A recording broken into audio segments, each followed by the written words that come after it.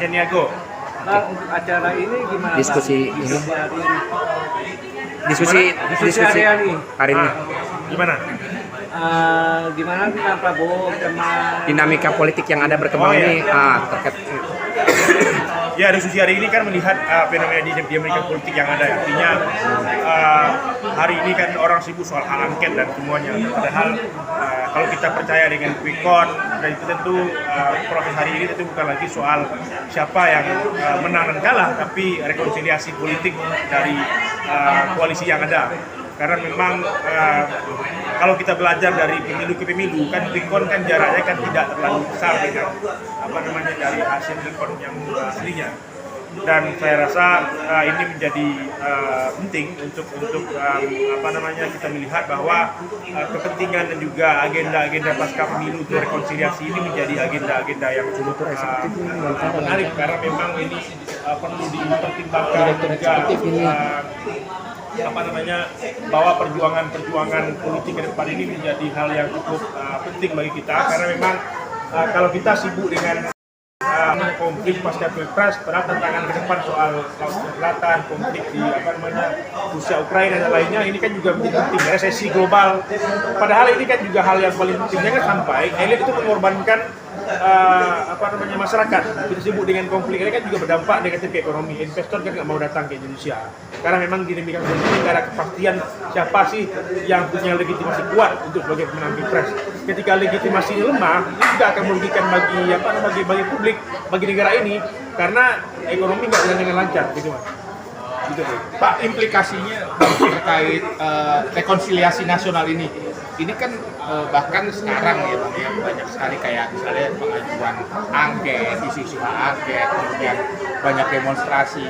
Melihat sisi tanda kutip ya, bukan konotasi sih, makna denotatif dari rekonsiliasi ini sebenarnya arahnya kemana Bang? Apakah memang kita bergandengan tangan atau memang jatuhnya menerima dengan legowo terkait hasil pilpres atau seperti apa Bang?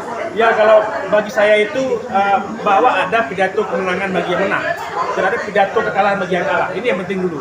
Lalu ketika ini sudah ada masing-masing ada pidato, lalu mereka itu bahwa ketika para elitnya udah legowo, itu juga memberi ruang yang cukup positif bahwa apakah para pendukung ini juga akan lebih damai.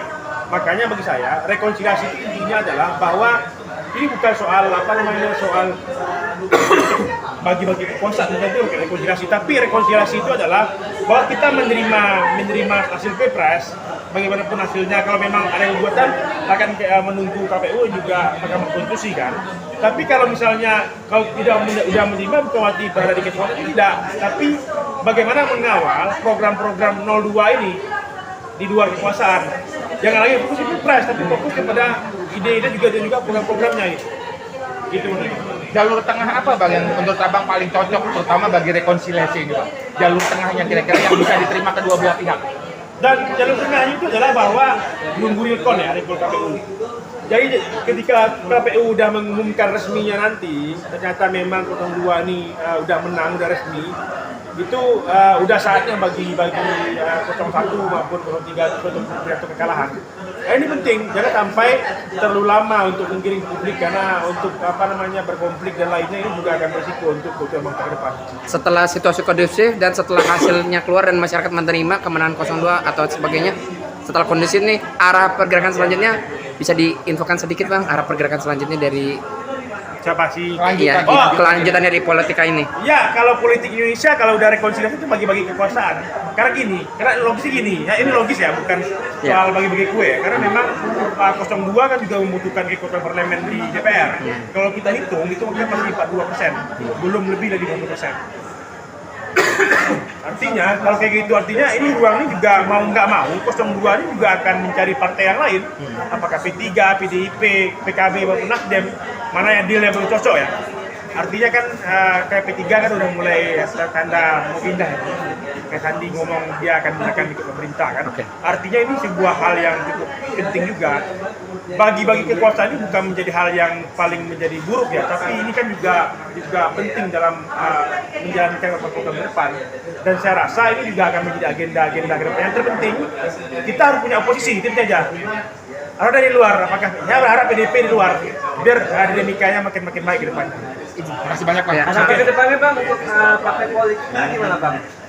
Ya, partai politik tentu menjadi bagian yang paling penting juga ke depannya. Artinya tentu kita berharap bahwa partai politik semakin baik melahirkan figur-figur yang potensial untuk ke depannya. Terkadang memang partai politik juga harus mengedepankan isu-isu publik dibandingkan isu-isu kepentingan parpol. Terkadang kan memang kita juga akui bahwa pemilih Republik itu partai politik hari ini. Bahkan terkadang ini menjadi ruang juga bagi publik untuk mengkoreksi itu. Makanya bagi saya penting juga untuk kita untuk melihat ruang-ruang ini menjadi penting pertama untuk kaderisasi politik untuk kader-kader terbaik bangsa ke depan. Izin nama lengkap Bang. Nama lengkap Rizky Chaniago, sebagai Direktur. Eksekutif Al Jabar Strategik Indonesia. Mantap, sukses selalu. Terima kasih Pak.